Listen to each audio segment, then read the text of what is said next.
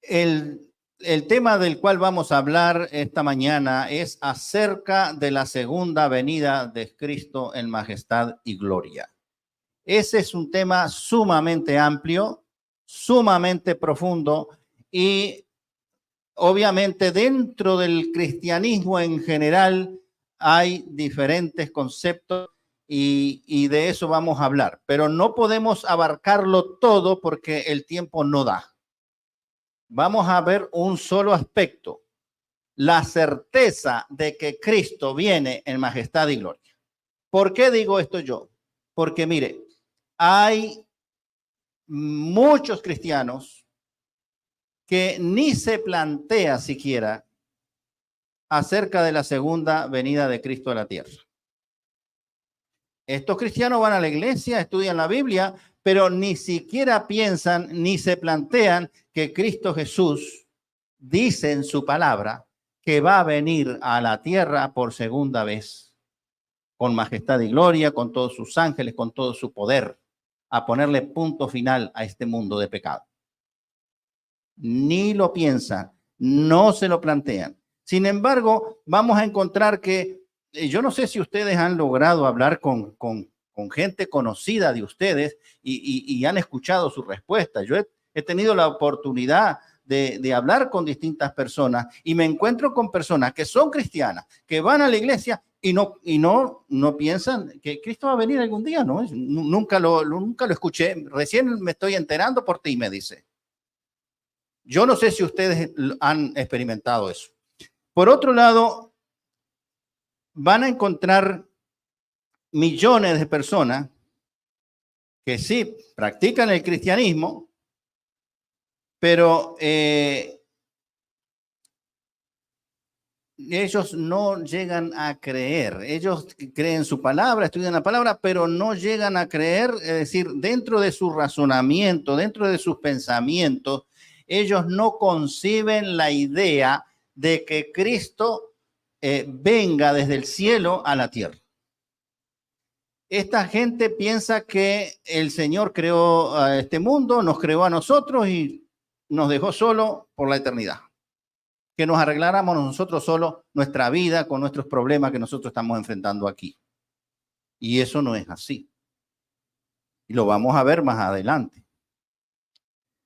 Ahora, hay otro grupo, y también estamos hablando de millones de personas,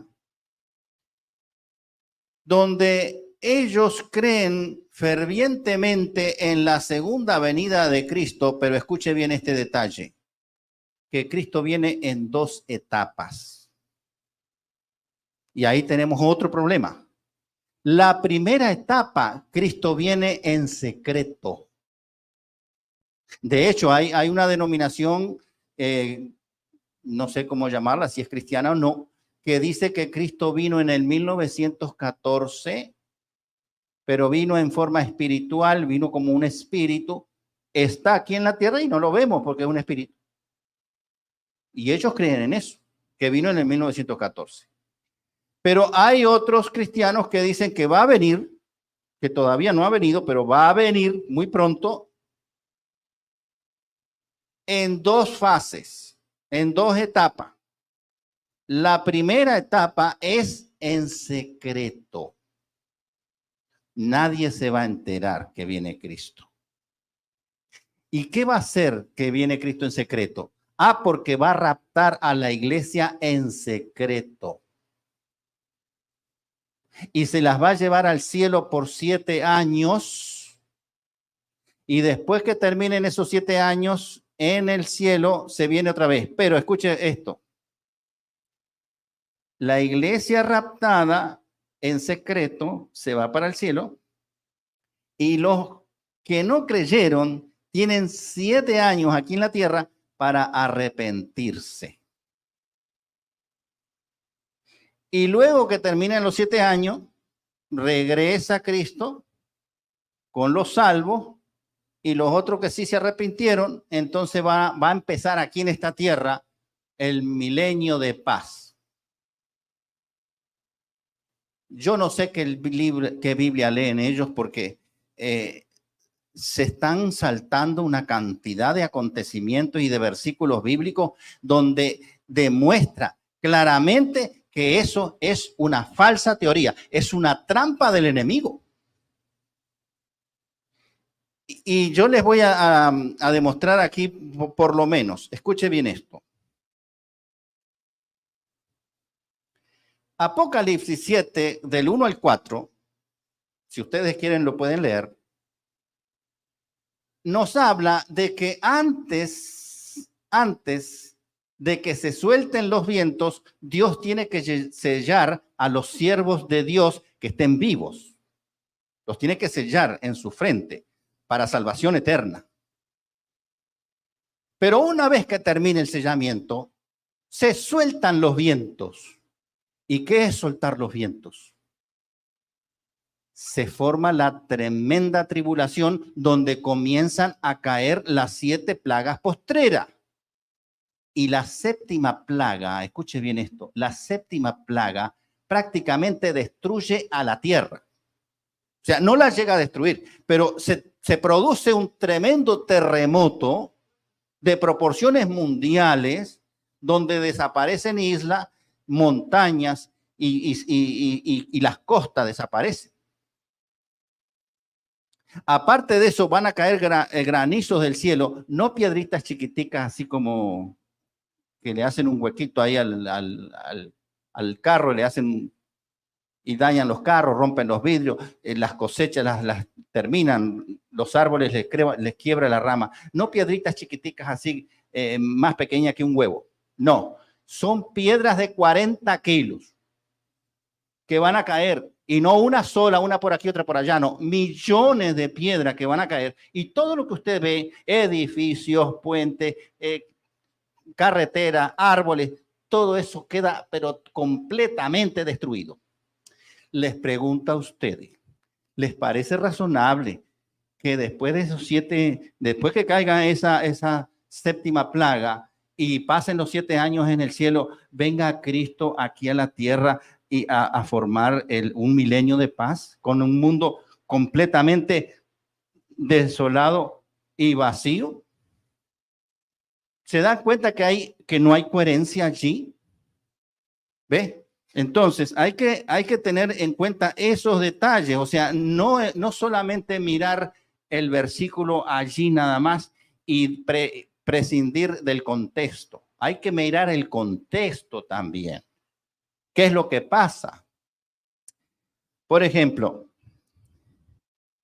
esta es una trampa del enemigo que tiene doble propósito. Primero, a los que no están muy versados en las escrituras, a los que no estudian las escrituras en profundidad, los va a engañar con esto del secreto, del rapto secreto o del arrebatamiento en secreto. Y también hace que los cristianos verdaderos que estudian la Biblia, pierdan tiempo en escudriñar las escrituras, tratando de encontrar todas las cosas que son mentiras del enemigo.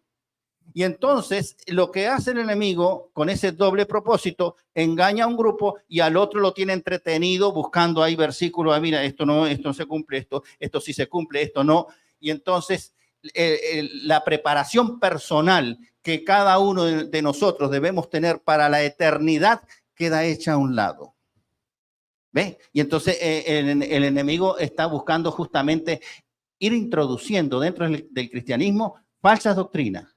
Y hay muchas, yo estoy hablando de una nada más, que es la que concierne al regreso de Cristo en majestad y gloria.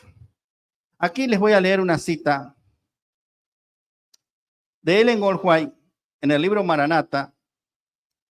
Él dice, en guardia frente a las tretas de Satanás. Nuestro tiempo es precioso. ¿Está diciendo una mentira esta autora cristiana? ¿El tiempo de nosotros vale o no vale? Ustedes saben que el dicho popular dice que el tiempo vale, ¿qué cosa? Oro. El tiempo nuestro vale oro. Así que lo que está diciendo es una realidad. El tiempo nuestro es precioso. Disponemos poco pocos, muy pocos días de prueba en los cuales podemos prepararnos para la vida futura e inmortal. ¿Está diciendo algo raro esta señora aquí? ¿Que disponemos nosotros de pocos días? Sí, porque nosotros realmente no sabemos en qué momento nos pueden sorprender la muerte a nosotros. Así que disponemos de poco tiempo para prepararnos para esa vida eterna que nos ofrece Cristo en la santa palabra de Dios. Está diciendo una verdad. Y entonces dice, aquí viene la frase clave de ella. No tenemos tiempo para dedicarlo a movimientos sin sentido. Debiéramos temer, escuche bien, debiéramos temer nosotros por el hecho de contentarnos con solo rozar la superficie de la Escritura. Rozar. ¿Qué significa rozar? Que yo agarro la Biblia en la mano. Yo estoy rozando la Biblia aquí con mi mano, pero no la escudriño, no la leo. Entonces ella dice, cuidado, no te contentes con solo ahí mirar de vez en cuando la Biblia, sino que en este tiempo que ella nos da, debemos profundizar en la palabra de Dios. Porque el conocimiento de la palabra de Dios es lo que nos asegura a nosotros la salvación y la vida eterna en Cristo Jesús. Si nosotros ignoramos la palabra de Dios, entonces vamos a andar por caminos sin sentido. Vamos a creer que son caminos correctos, pero son caminos de muerte, porque el enemigo se aprovecha de nuestra ignorancia y nos lleva por caminos de perdición. Entonces, para estar seguros que vamos por caminos correctos, debemos tener las Escrituras como nuestra guía. Y escuche esto, cuando usted lea un versículo, trate de leer en el antes y después de ese versículo para que no sea afectado el contexto. Cuando se habla de ese rapto secreto, y la iglesia se va para el cielo y viene para aquí luego Jesús con todos los salvos a tener un mundo de paz, es imposible. Usted no leyó el contexto de las plagas, por ejemplo. Las plagas van a destruir todo este mundo. Entonces, ¿qué belleza va a encontrar en este mundo? Lo va a encontrar destruido.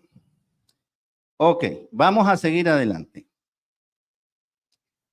Les voy a mencionar solamente dos cositas más de esto del arrebatamiento secreto y que Cristo viene en secreto para que ustedes vean la contradicción y de que esto realmente es doctrina del enemigo, doctrina que proviene de las tinieblas.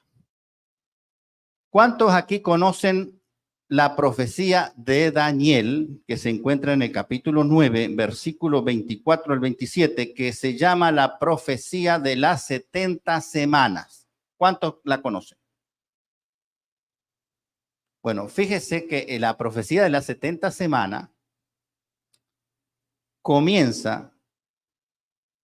¿En qué momento, en qué año comenzó esa profecía? A ver. Son 70 semanas de años.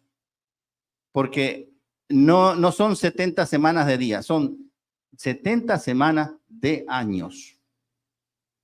Y no hace falta aplicarle el principio de día por año porque hay una versión de Torres Amado, creo que es la versión de la Biblia, que ahí mismo ya dice que son 70 semanas de año. La Reina Valera 1960 no lo dice, dice 70 semanas nada más. Pero igual se le aplica el principio de día por año y 70 semanas son 490 días que equivalen entonces a 490 años. Eso comenzó en el 457 antes de Cristo a contar esas semanas. Pero los que están a favor del rapto secreto, ¿qué hacen con la semana número 70? Todas las semanas de la 1 a la 69 va en secuencia. Semana 1, semana 2, semana 3, semana 4. Pero cuando llegan a la semana 70, ¿saben lo que hacen? la mandan para el futuro. Y han pasado ya aproximadamente 2000 años. Por lo tanto, la semana 70 en cualquier momento va a comenzar a cumplirse, que comienza con el rapto secreto. Les pregunto, ¿eso es una lógica matemática correcta? ¿Contar de esa manera? Usted cuente una semana, 2 semanas, 3 semanas, 68 semanas, 69 semanas, y la semana 70 no aparece. Pasan 2000 años más o menos y recién aparece la semana 70. ¿Dios es un Dios de orden o no? Dios es un Dios de orden. Por lo tanto, Dios no va a dar una profecía en esas condiciones, jamás. Imposible. La semana 70 se cumplió en el pasado. Y allí habla justamente la semana 70, la semana más importante de la profecía. Lo que está hablando es el bautismo de Cristo, la muerte de Cristo a la mitad de la semana, como lo dice allí, porque dice que a la mitad de la semana va a cesar el servicio que se hacía en el santuario, el sacrificio y la ofrenda que se hacía en el santuario terrenal, donde se mataban y crucificaban los corderitos y los animales limpios. Con la muerte de Cristo en la cruz cesaba la muerte de animales. Y así lo fue. Y luego, al final de la semana, se formaba ese pacto con muchos. ¿Y eso qué significa eso?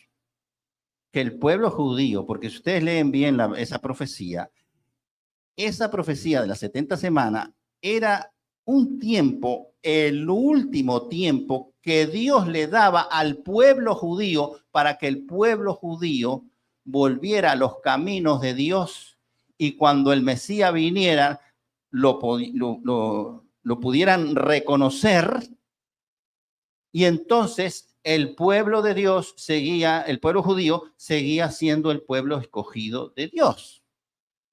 Pero resulta que ustedes pueden leer en el capítulo 1 de Juan, del Evangelio de Juan, capítulo 1, ustedes van a leer allí el versículo 14 o el versículo 13 por allí, que dice, a los suyos vino y los suyos ¿qué? ¿Lo recibieron o no?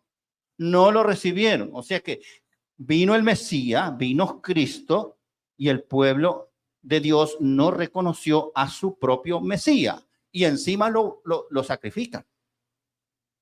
¿Ve? Entonces, a la mitad de la semana le quitan la vida al Mesías, a Cristo.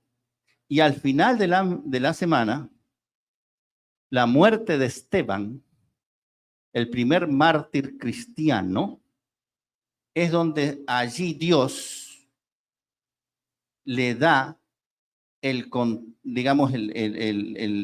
control, el mensaje a los gentiles. Ya el pueblo, la nación judía, ya no era el pueblo escogido de Dios. Jesús se lo había dicho, su casa quedará vacía. Ellos no entendían las palabras de Jesús. Entonces ahora el evangelio de salvación pasa a los gentiles.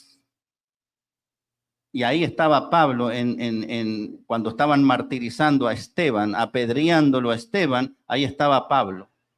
Y luego ese Pablo, que era perseguidor de la iglesia, ahora se fue a ser el apóstol de los gentiles, a llevarle el mensaje de salvación a los gentiles. Ahora, quiero aclarar otro detalle. El hecho de que Dios rechazó a la nación judía como pueblo escogido, no quiere decir que haya rechazado a los judíos en forma individualmente. Aclaremos eso. Porque Dios nos ama a todos por igual. Y nos ofrece la salvación a todos por igual. No hace acepción de personas. El mensaje que Él da es para toda tribu, pueblo, nación y lengua. Lo dice allí Apocalipsis 14, versículo 6. Entonces, rechazó a la nación judía digamos, como el sistema donde Dios era el rey, la teocracia que era Israel. Pero no rechazó a los judíos individualmente porque el Espíritu Santo siguió trabajando en ellos también y muchos se convirtieron al cristianismo. Cuando Pedro predicó, ustedes saben que se convirtieron como 3,000 y eso eran judíos todos.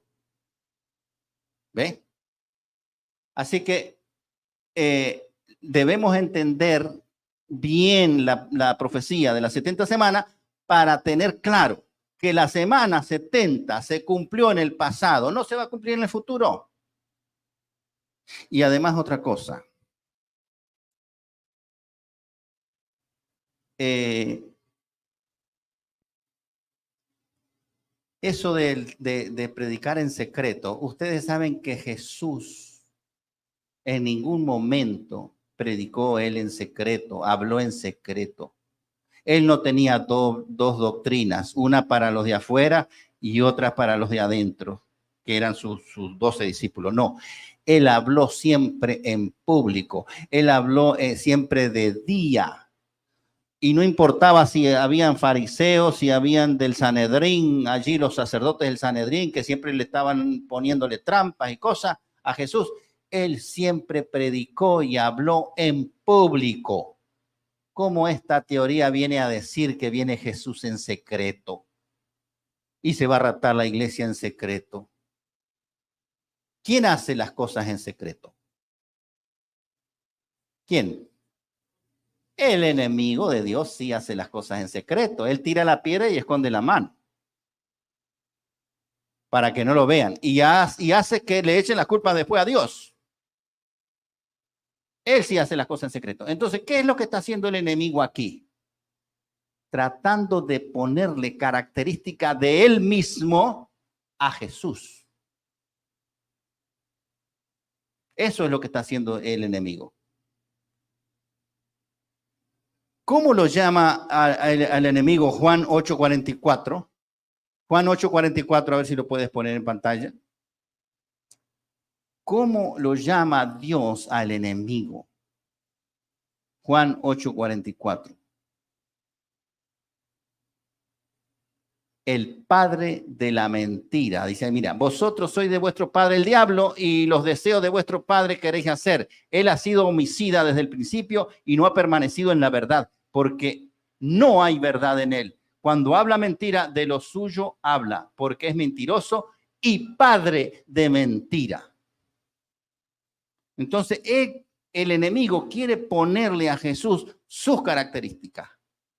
Él es el padre de la mentira. Pero Cristo, ¿qué es Cristo? Cristo es la verdad. Juan 14:6. Cristo le dijo a sus discípulos, yo soy el camino, yo soy la verdad y la vida. Nadie va al Padre sino por mí. El enemigo es la mentira, el engaño. Él actúa en secreto, pero Cristo es la verdad y siempre actuó en público. Nunca tuvo ningún secreto. Además, Jesús, que inspiró la palabra de Dios, no va a contradecir su propia palabra. Porque hay un principio bíblico tremendo, poderoso, que se encuentra en Amós 3:7. A ver si puedes poner Amós 3:7 en pantalla. Amós 3:7.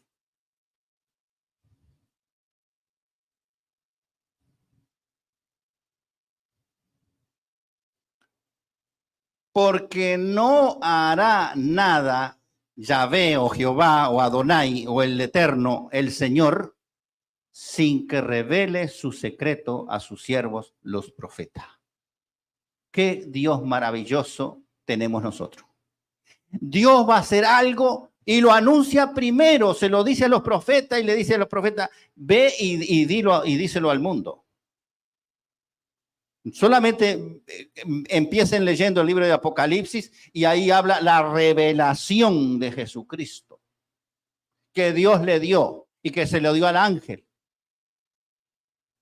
se lo dio al Espíritu Santo también, que ahí no dice, pero se lo dio al Espíritu Santo, el Espíritu Santo se lo dio al ángel, y el ángel se lo da a Juan, y Juan se lo da a la iglesia.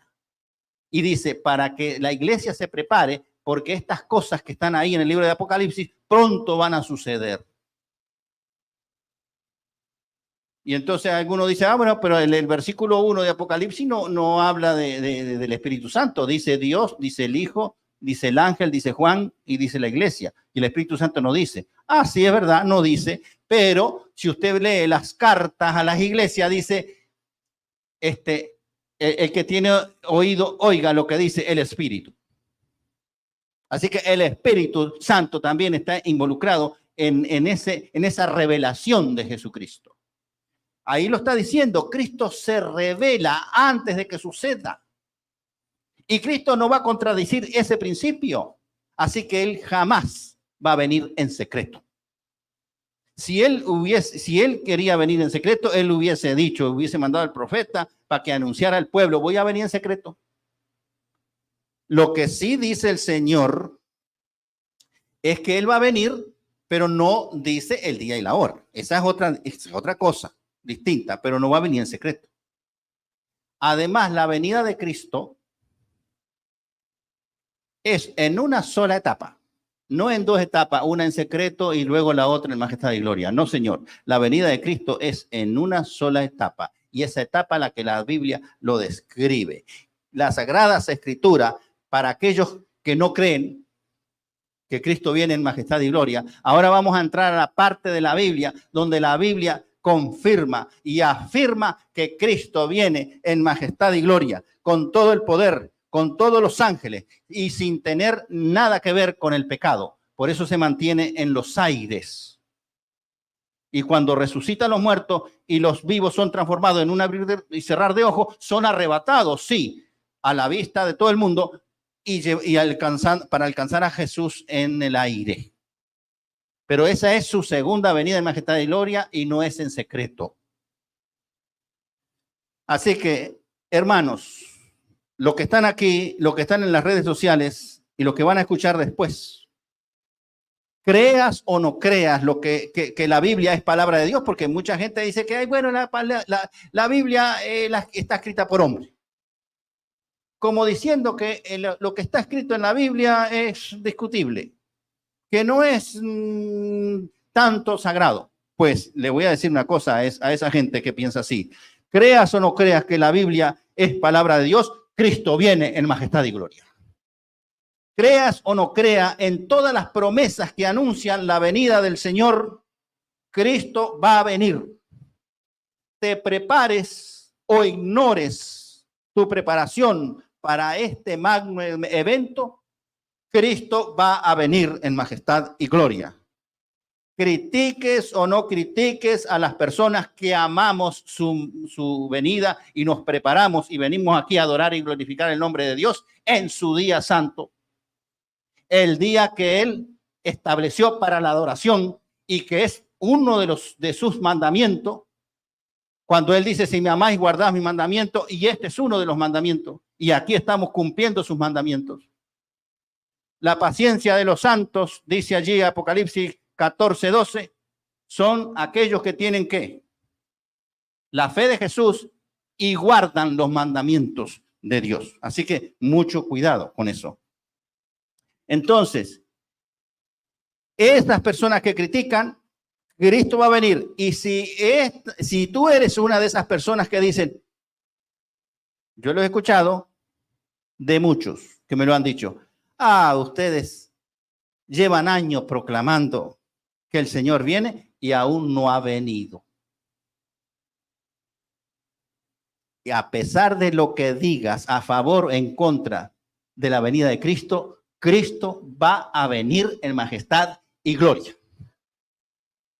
Ahora, tú tienes que tener en cuenta lo siguiente. Escuche esto. Porque nosotros a veces sacamos, no, es que el Señor no retarda su venida, sino que quiere que nosotros procedamos al arrepentimiento. Sí, eso es verdad. Pero hay otra verdad que debemos tener en cuenta. Dios diseñó un plan de salvación para el hombre y para la mujer. un plan de salvación, escuche bien, que está en pleno desarrollo y que lleva varios miles de millones de años. A ver, lo dije mal. Varios, ¿sí? Varios miles de años, no millones. Varios miles de años en pleno desarrollo. El plan de salvación. Y la gente pretende que ese plan de salvación se cumpla en unos poquitos años ahí delante de la nariz de nosotros, para nosotros recién decir, oh, sí, Dios tenía razón, entonces voy a empezar a creer en la palabra de Dios. No, es imposible.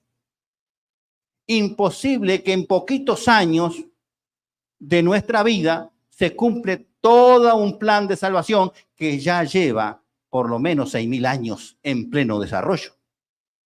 Imposible. Todavía faltan unos cuantos años más. Dios es un Dios de orden. Dios tiene su agenda. Dios tiene su tiempo.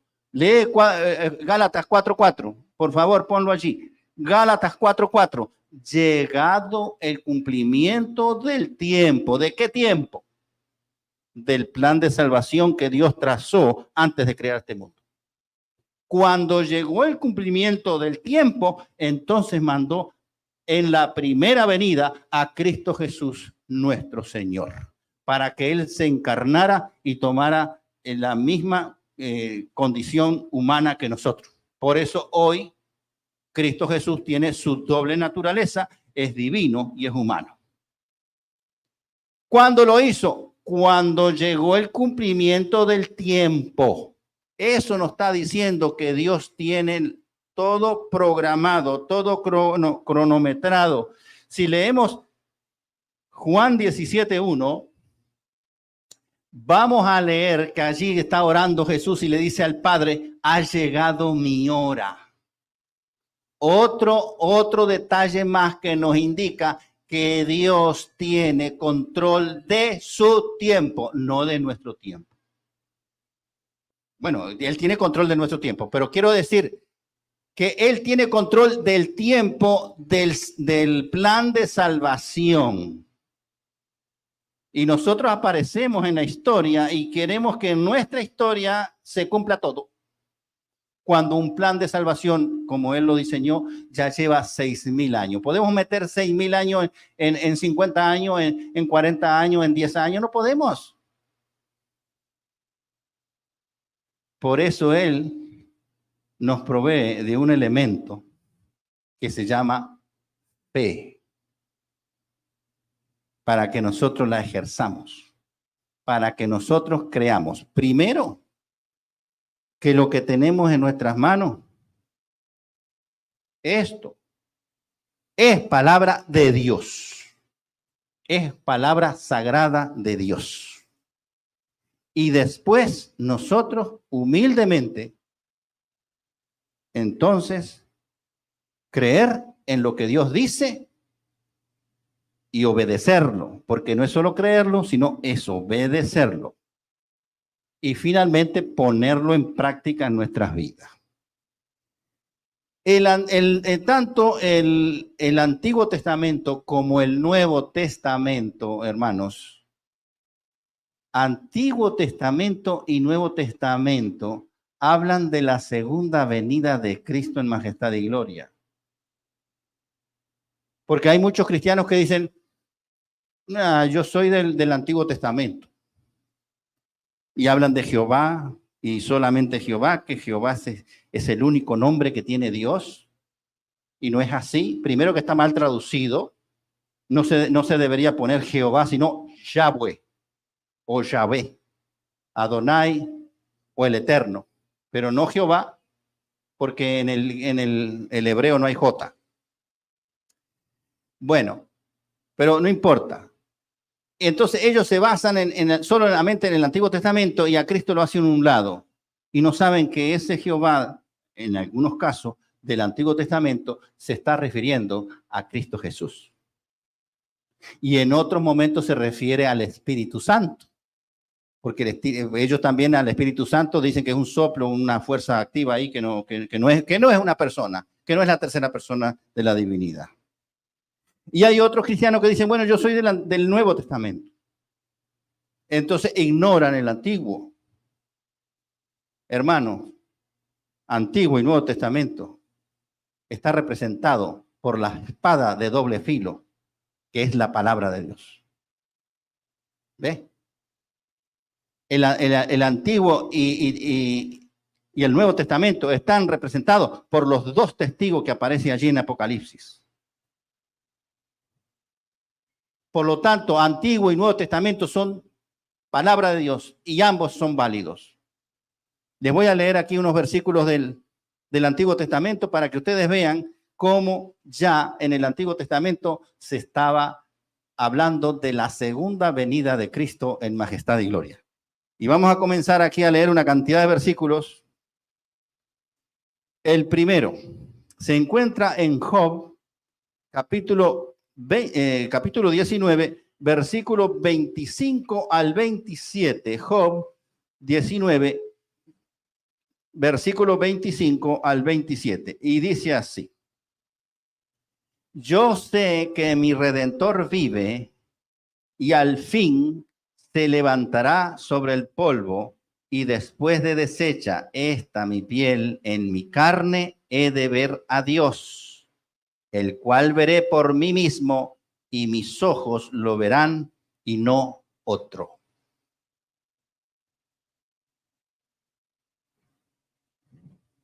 ¿Ya? Sí, ahora el 27, 19, 27. Falta el 27. Ahí está. Ahí dice, fíjese que cuando está hablando de que lo va a ver por sus propios ojos, está hablando de que en la resurrección vamos a tener un cuerpo físico, no vamos a ser como un fantasma, un espíritu ahí que no se ve, algo invisible, no. Ahí está diciendo que vamos a tener un cuerpo físico y nuestro propio ojo, dice, lo va a ver. O sea, mis ojos lo verán. Vamos a otro, Isaías 25:9. Y se dirá en aquel día: he aquí, este es nuestro Dios, le hemos esperado y nos salvará. Este es Jehová, a quien hemos esperado, nos gozaremos y nos alegraremos en su salvación. Ahí esa es lo que vamos a pronunciar cuando veamos a Cristo venir en majestad y gloria. He aquí nuestro Dios. Hemos estado esperando, nosotros estamos esperando a ese Dios. Y Él viene a salvarnos. Él es nuestro Salvador. ¿A quién se le dice que es el Salvador? ¿Al Padre o al Hijo? ¿O al Espíritu Santo? ¿A quién se le dice que es el Salvador? A Jesús. Por lo tanto, ese Jehová que dice ahí, ¿a quién se está refiriendo? A Cristo. ¿Ve? Entonces, no podemos echar de menos a Cristo Jesús como un Dios menor y al Espíritu Santo como un soplo. No, son tres personas divinas manifestadas en un solo Dios, Padre, Hijo y Espíritu Santo. Cada una con sus funciones específicas y muy importantes en el plan de salvación que se desarrolló antes de que Dios creara este mundo, antes que el primer hombre y la primera mujer pisaran esta tierra. Los tres tienen sus funciones. Vamos a Malaquías capítulo 3, versículo 2. Malaquías capítulo 3, versículo 2. Y dice así: ¿y quién podrá soportar el tiempo de su venida? ¿O quién podrá estar en pie cuando Él se manifieste? Porque Él es como fuego purificador y como jabón de lavadores. Una pregunta similar se encuentra en Apocalipsis 6, versículo 17, pero no lo vamos a leer, pero se saca del Antiguo Testamento. Vamos ahora a Joel, capítulo 2, versículo 1. Joel, capítulo 2, versículo 1. Tocad trompeta en Sión y dad alarma en mi santo monte. También todos los moradores de la tierra, porque viene el día de Yahvé o de Jehová o del Señor, porque está cercano. El día del Señor está cercano, lo dice en el Antiguo Testamento.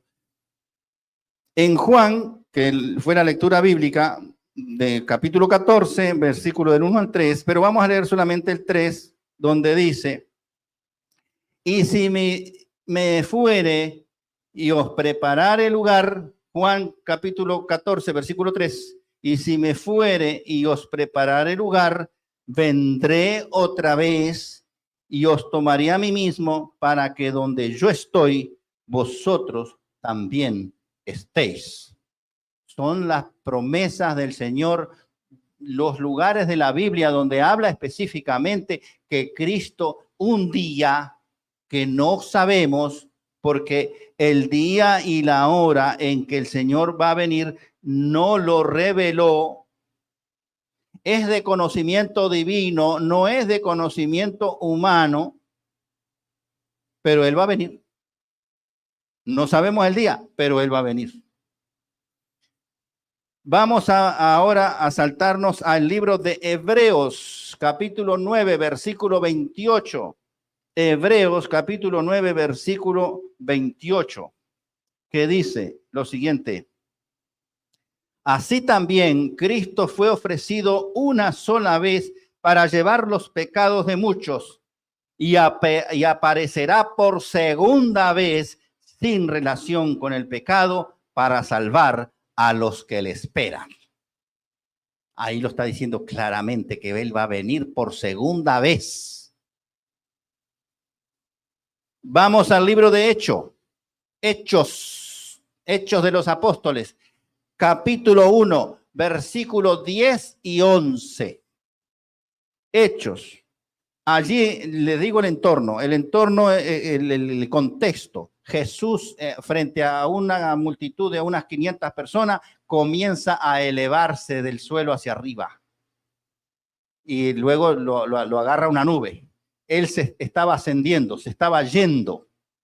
Y en esos momentos se paran dos ángeles y dice así, y estando ellos con los ojos puestos en el cielo, entre tanto que él se iba, entre que Jesús se iba, ascendía al cielo, he aquí se pusieron junto a ellos dos varones con vestiduras blancas. Estos varones obviamente son ángeles. Ahora el versículo 11, los cuales también les dijeron, varones galileos, ¿por qué estáis mirando el cielo?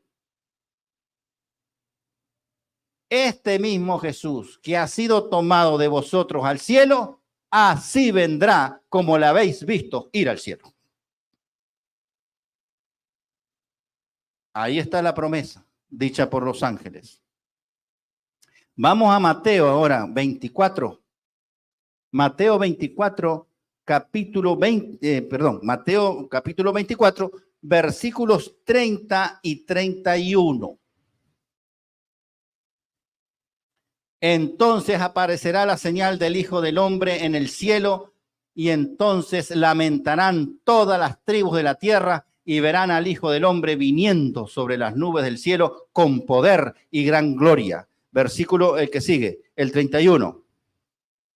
Y enviará sus ángeles con gran voz de trompeta y juntarán a sus escogidos de los cuatro vientos, es decir, de todos los lugares de la tierra, desde un extremo del cielo hasta el otro.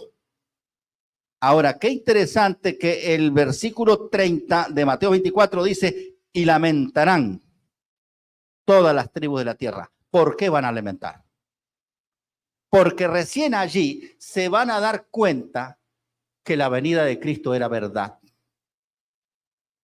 Y por andar argumentando que si es palabra de Dios la Biblia y que si eso es palabra de hombre y que yo no creo que venga Cristo y no se prepararon, y cuando vean a Cristo venir en majestad y gloria, allí van a hacer el lloro y el rechinar de dientes, van a llorar, van a lamentar, porque no se prepararon para ser trasladados a las mansiones celestiales. Así que si ustedes no quieren lamentarse en aquel día, comiencen hoy la preparación para el encuentro con nuestro Señor Jesucristo. Sigamos.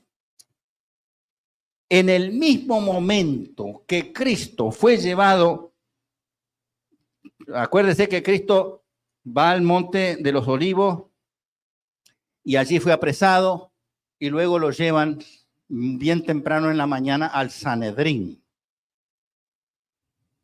¿Se acuerdan de eso, no? Y ante el Sanedrín, cuando Cristo era juzgado y acusado falsamente, les prometió a todos los que estaban allí, incluyendo a Caifás, que era el sumo sacerdote en el momento, cuando Caifás le preguntó, ¿y tú no dices nada? ¿Qué están diciendo esto de ti? Y le dice, te conjuro que me diga, ¿eres tú el Hijo de Dios? Y la respuesta de Jesús la encontramos en Mateo 26, versículo 64. Mateo 26, versículo 64. Jesús le responde al sumo sacerdote, tú lo has dicho. Y además os digo, no, 6:4. Tú lo has dicho. Y además os digo que desde ahora veréis al Hijo del Hombre sentado a la diestra del poder de Dios y viniendo en las nubes del cielo. En algún momento está diciendo que él va a venir en secreto. Todos los versículos que hemos leído, ¿lo dice? No, entonces él no va a venir en secreto porque no hará nada el Señor, sino que lo anuncia primero a sus siervos, los profetas. Y él está anunciando a los profetas, a los distintos profetas. Mire que hemos estado leyendo varios versículos de distintos libros. Son distintos profetas que están diciendo que Cristo viene. Él lo anunció a los profetas, está cumpliendo la palabra de Dios, de Amós 3:7. Vamos ahora a leer este versículo, este pasaje hermosísimo, pero vamos a leerlo del versículo 14 al 17, que se encuentra en Primera de Tesalonicenses, capítulo 4, versículo del 14 al 17. Porque si creemos que Jesús murió y resucitó, ¿creemos que Jesús murió? ¿Creemos que Jesús resucitó? Bueno, si creemos que Jesús murió y resucitó, así también traerá Dios con Jesús a los que durmieron en él. Acuérdese que la Biblia le llama dormir al estado de la muerte. Para Dios, la muerte es un sueño. Aunque para nosotros el dormir es cuando nos acostamos a dormir y nos levantamos al otro día. Pero para Dios es lo mismo. Dormimos y Él nos levanta después. Por lo cual, dice el siguiente versículo 15, por lo cual os decimos esto en palabras del Señor, que nosotros que vivimos, porque Pablo en ese momento creía que él iba a estar vivo cuando Cristo viniera, que habremos quedado hasta la venida del Señor, no procederemos a los que durmieron. Es decir, que los que estemos vivos para el momento de que Cristo venga, no vamos a salir primero para las nubes. No, nosotros vamos a contemplar con nuestros propios ojos, si es que estamos vivos, cómo Jesús con su poder y con su voz de arcángel y con trompeta de Dios, dice, levantaos, levantaos, y se levantan los muertos de las distintas tumbas en todo el mundo. Entonces dice, no vamos a precedernos a los que durmieron, porque el Señor mismo, siguiente versículo, con voz de mando, con voz de arcángel y con trompeta de Dios, descenderá del cielo y los muertos en Cristo resucitarán primero y luego nosotros, versículo 17, luego nosotros los que vivimos, los que hayamos quedado, seremos arrebatados. Ahí se produce el arrebatamiento. Ahí, cuando resucitaron los muertos, cuando Cristo transformó a los vivos en un abrir y cerrar de ojos, entonces los dos grupos son arrebatados en un solo grupo que se unen, como dice aquí, arrebatados juntamente con ellos en las nubes para recibir al Señor en el aire, y así estaremos siempre con el Señor. La venida de Cristo implica que Cristo no toca tierra. Cuidado con eso, porque el enemigo va a aparentar la segunda venida de Cristo y sí va a tocar tierra. Y Cristo nos advierte en Mateo 24, si te dicen que está en el desierto o están en los aposentos, no salgáis. ¿Por qué? porque ese que está en la tierra, haciéndose pasar por Cristo, no es Cristo, es el enemigo. Cristo se mantiene en los aires, porque este mundo está completamente contaminado de pecados. Entonces, Cristo se queda en el aire para no contaminarse y llevarse el pecado para el cielo. Entonces, Él los arrebata, los eleva hacia los aires para encontrarse con Él. Vamos a seguir leyendo versículos. Segunda de Tesalonicenses, capítulo 1, versículo 7. Segunda de Tesalonicenses, capítulo 1, versículo 7. Y a vosotros que sois atribulados, daros reposo con nosotros cuando se manifieste el Señor Jesús desde el cielo con los ángeles de su poder. Así que si nosotros estamos siendo atribulados en esta vida con problemas de enfermedad, con problemas económicos, con problemas sociales, con problemas familiares, tranquilo. Cuando se manifieste el Señor, todo eso se va a acabar. Es lo que está diciendo allí, segunda de Tesalonicenses. Primera de Juan, capítulo 3, versículo 2. Amados, primera de Juan, capítulo 3, versículo 2. Amados, ahora somos hijos de Dios y aún no se ha manifestado lo que hemos de ser, pero sabemos que cuando Él se manifieste, es decir, cuando Cristo venga en majestad y gloria, seremos semejantes a Él porque le veremos tal cual es.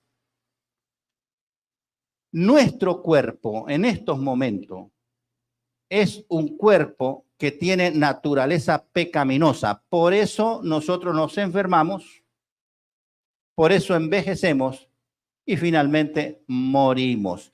Todos esos elementos son consecuencia de tener una naturaleza pecaminosa. Pero aparte de eso, tenemos una visión limitada que nosotros no podemos ver a los ángeles y mucho menos ver a Dios. Pero cuando Él transforme esto mortal en un cuerpo inmortal y esto corruptible en un cuerpo incorruptible, como lo dice allí Primera de Corintios, capítulo 15, del 53 al del 51 al 53, entonces allí nosotros vamos a tener otra visión de las cosas. Vamos a poder ver a los ángeles y vamos a poder ver a Dios cara a cara. ¿Qué le parece? Ahí está la promesa. Ahí está la promesa, porque le veremos tal como Él es. Ahorita no lo podemos ver, porque hay un abismo de separación que se llama pecado. Pero Él, cuando venga en majestad y gloria, le va a poner punto final al pecado. Ya no más pecado. Ya vamos terminando. Apocalipsis, capítulo 1, versículos 7 y 8. No, perdón, antes de ese. Santiago, capítulo 5, versículos 7 y 8. Santiago, capítulo 5, versículos 7 y 8. Por tanto, hermanos, tened paciencia. No esperes que todo se cumple delante de tus ojos. Estamos con un Dios que tiene control de todo. El plan de salvación de Dios lleva miles de años, por lo menos hasta ahora son 6,000 años. Entonces, hay que tener paciencia. Si en tu generación no se cumplió la venida de Cristo, se va a cumplir después, pero se va a cumplir. Entonces ahí dice, tened paciencia hasta la venida del Señor. Mirad cómo el labrador espera el precioso fruto de la tierra. No, tú no puedes pretender poner una semilla hoy, hay un granito de maíz en la tierra y al otro día tener unas cantidades de jojotos o elotes o choclos, no sé cómo le llaman a ustedes ahí. En Uruguay le llaman el choclo, en Venezuela le llaman jojoto y aquí creo que le llaman elote, ¿no? Entonces, no puedes pretender que los elotes te van a crecer al otro día. Hay que esperar, dice allí. Hay que esperar que esa plantica empiece a crecer y comience a dar su fruto, aguardando con paciencia hasta que reciba la lluvia temprana y la lluvia tardía, que es lo que le da energía a la planta para que crezca, madure y saque su fruto. Y entonces el versículo 8 de Santiago dice, tened también vosotros paciencia y afirmad vuestros corazones, porque la venida del Señor está lejos. Está cerca la venida del Señor, está cerca. Acuérdese que a nosotros un año nos puede parecer mucho tiempo. Y 1000 años, muchísimo más. Pero para Dios, 1000 años es un día. Lo que es un día para nosotros, para Dios son 1000 años. Así que tenemos que tener paciencia. Vamos ahora así, Apocalipsis capítulo 1, versículos 7 y 8. Y ya estamos terminando. Apocalipsis capítulo 1, versículos 7 y 8.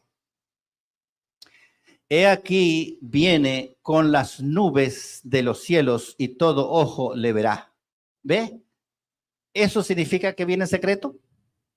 No. Todo ojo le verá. Acuérdese que ese acontecimiento va a ser tan grande en todo el mundo que lo va a ver.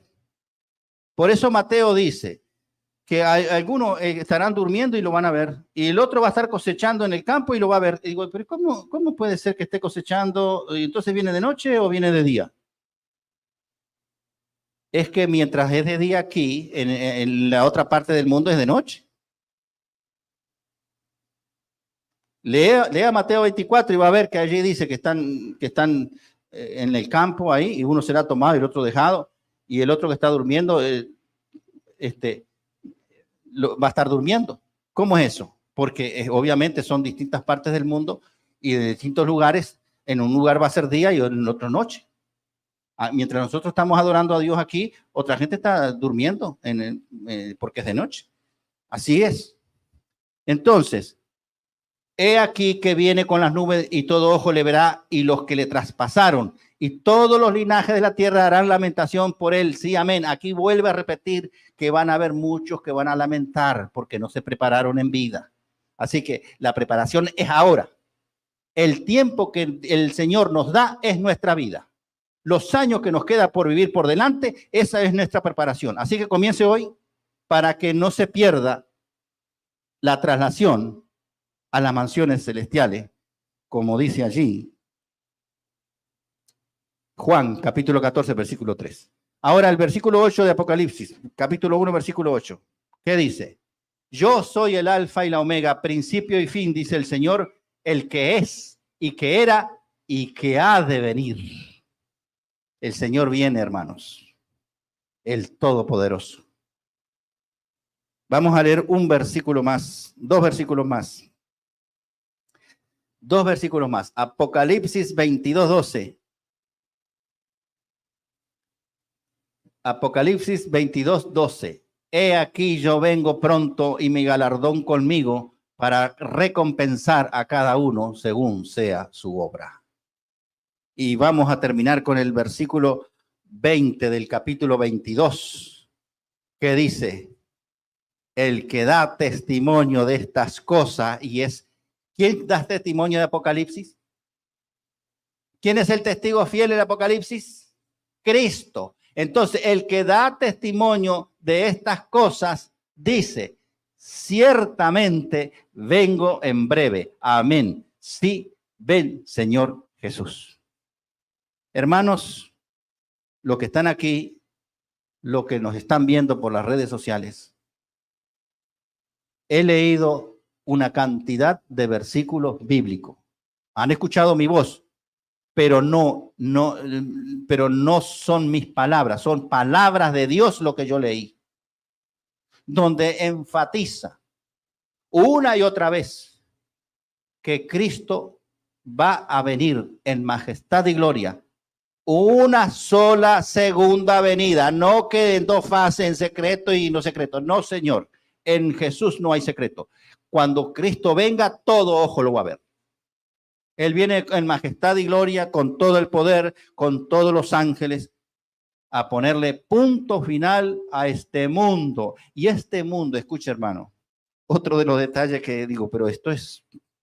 Si ustedes leen la segunda venida de Cristo, que yo no puedo abarcar todo, habría que tener una semana completa para hablar de la segunda venida de Cristo, pero ustedes saben que cuando Cristo viene en su segunda venida, Él resucita a los muertos que son salvos, no a todos los muertos. Y de los vivos, Él transforma en un abrir y cerrar de ojos a los que son salvos. ¿Qué va a pasar con los impíos que estén vivos? Los impíos que van a ser millones, miles de millones, porque mire, nosotros hoy somos casi 8.000 millones de personas en el mundo. Si viniera hoy, se va a encontrar con dos grupos, los que van a ser salvos y los que van a perderse. Y los que se van a perder son la mayoría. Y dice la palabra de Dios que los impíos mueren con el resplandor de su venida. Así que los impíos van a quedar muertos cubriendo toda la superficie de la tierra. Y allí viene la gran cena de las aves, dice ahí también otra parte de la Biblia, donde las aves se van a comer toda esa gente. Los muertos van a quedar allí sin enterrar porque los salvos se van a ir al cielo con Jesús. Y los impíos están todos muertos. Entonces, ¿quién van a enterrar a sus muertos? Entonces, ¿cómo? Esta es otra razón más. ¿Cómo esta gente que cree en el rapto secreto, cuando venga Cristo 7 años después, se va a encontrar con una cantidad de cadáveres ahí sobre la tierra? ¿Y qué van a venir ellos? ¿A enterrar todos esos cadáveres primero para tener los 1000 años de paz? ¿Se dan cuenta que cuando se va a hablar algo de la palabra de Dios, hay que tener mucho cuidado de qué otros detalles se están saltando y entonces después no coordina, no cuadra? No cuadra eso de la venida de secreto. Cristo va a venir y todo ojo lo va a ver. Y va a venir con todo el poder a ponerle punto final a este mundo. Hermanos, Dios te llama con amor. Dios no te va a obligar. Dios te está llamando en esta hora a que tú comiences una vida nueva en Cristo. Si todavía no has dado el paso, si ya lo has dado, entonces tú lo que tienes que perseverar en tu preparación para el encuentro con el Señor. Pero el Señor no te va a obligar. Por lo tanto, es decisión tuya aceptar dos cosas. Primero, que la Biblia es palabra de Dios, palabra sagrada. Y segundo, que todas las promesas que están profetizadas aquí son fieles y verdaderas. Y por lo tanto requieren preparación profunda y constante de cada uno de nosotros. Y el Señor quiere que tú vengas aquí a la iglesia a congregarte, porque aquí nos ayudamos uno al otro para aportar el conocimiento que vamos adquiriendo en la Biblia y así nos vamos fortaleciendo en la fe y vamos creciendo espiritualmente. Pero si tú te consideras un libre pensador, te quedas en casa, lee la Biblia cuando a veces, estás perdiendo el tiempo de preparación y luego vas a formar parte del grupo que se va a lamentar cuando Cristo llegue aquí a la tierra. Así que, hermano, ahí está la evidencia en la palabra de Dios. La decisión de ser parte de su pueblo es completamente tuya. Que el Señor, mediante el Espíritu Santo, toque tu corazón y te muestre el camino que tú debes seguir de ahora en más. Que la bendición de Dios, del Padre, del Hijo y del Espíritu Santo permanezca siempre en cada uno de nosotros.